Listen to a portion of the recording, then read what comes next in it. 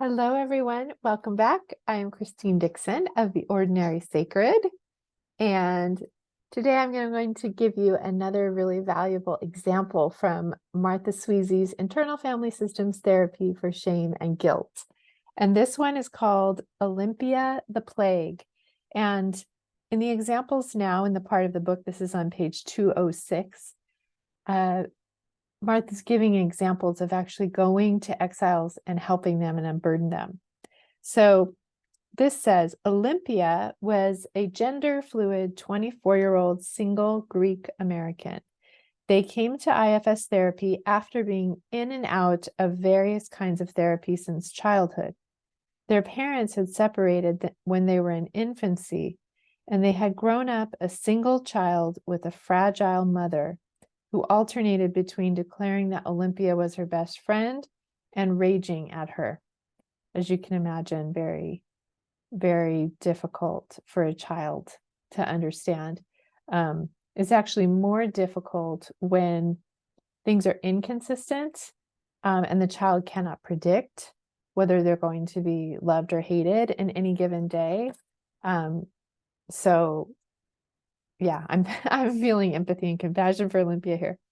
Okay, so here's the dialogue. Olympia comes in, or maybe she's in the middle of a session, and she says, "My mother had a lot of names for me: the storm, the cherry blossom, the plague."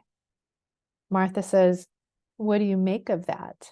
Right? Because the wound is the bad thing that happened to us, but it's also how we processed it, right? What we believed it meant about us.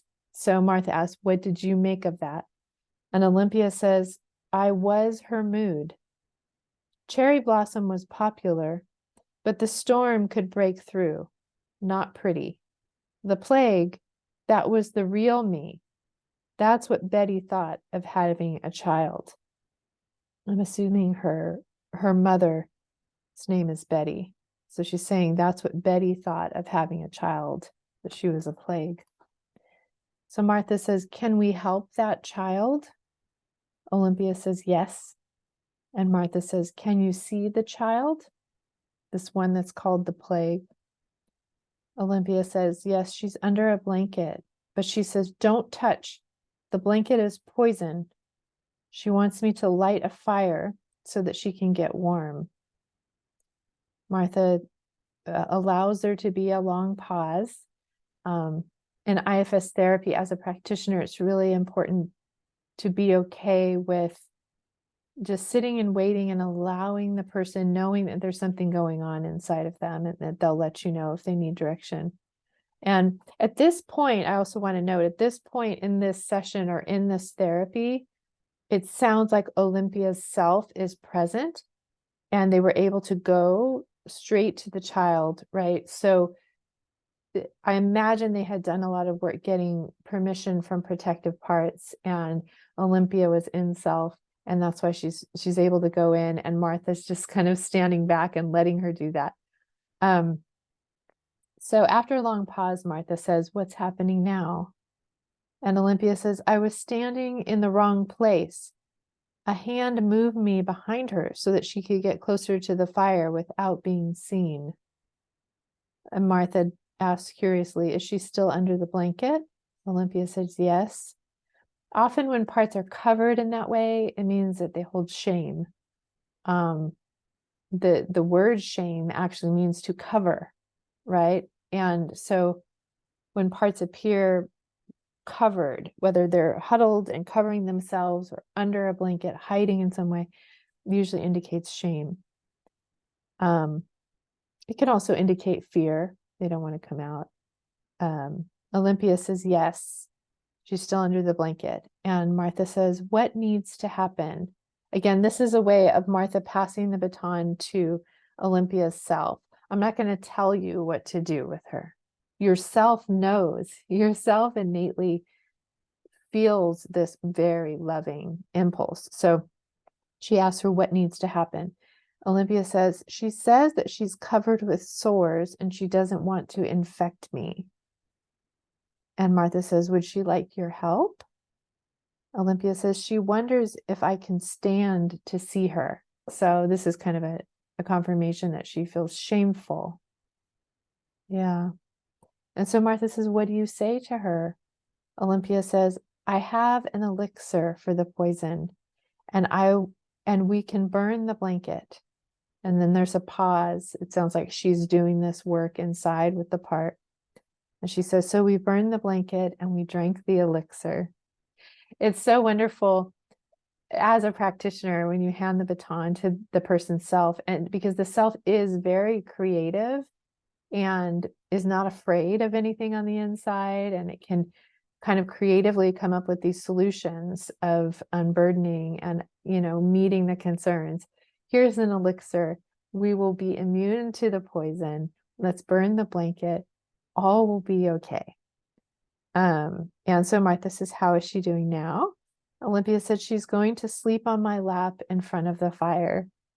So how beautiful, right? She was so afraid, and she was just met by the confidence and the creativity of the self, and now is in her lap by the fire, being comforted.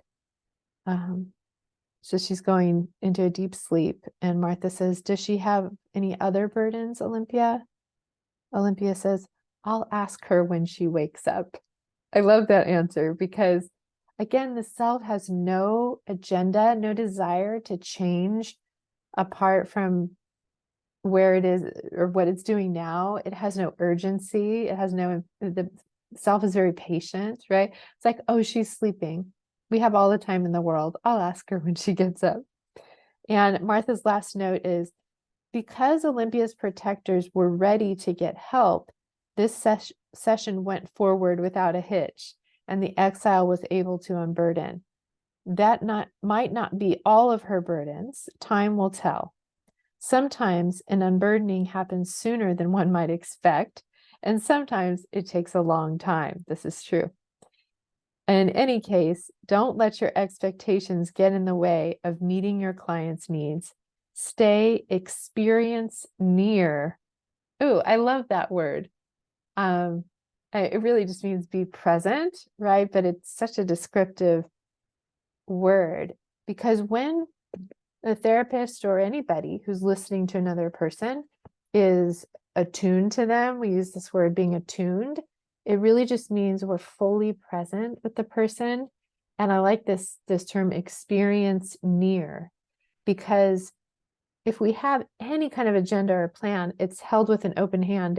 It can flow, right? It can even disappear, move away, because we're so attuned to the experience that is happening in this moment and flowing with that, right? And so our system will show us, right? Sometimes we think something is this huge trauma, right? And the system is unburdened very quickly, and our parts are shocked and amazed by it. But sometimes they have that experience, and then they expect that the next unburdening will be like that. But maybe the next experience was complex trauma. It was moment after moment after moment over years and years and years, and the unburdening needs to take much longer, right? So just being open to letting the system show us. Sometimes we'll think we unburdened a part, and it'll get activated later, and parts will say, oh no, what did I do wrong? Did I not unburden it? What happened? But it's just an opportunity to meet it and say, I see that you're activated again. Tell me about it. Tell me what happened. Is there another burden you're carrying? Is there another moment in the past where a part's stuck that we need to go to? So every time a part gets activated, it's really valuable information. It points us to what needs our loving attention. And that's always where the healing occurs, is in this moment. As a part gets activated, we go turn toward it, listen to it, ask what it needs, what does it want us to know? And as we turn toward whatever's alive in us with that curious and compassionate, confident, creative energy that is the self, those parts will direct us to what needs attention. And all we have to ever do is be experienced near, to be present and attuned. to whatever is happening in ourselves, in our clients, whoever is in front of us, right? So I love that example. If you have any questions or you have comments about it, please leave them in the comment section below.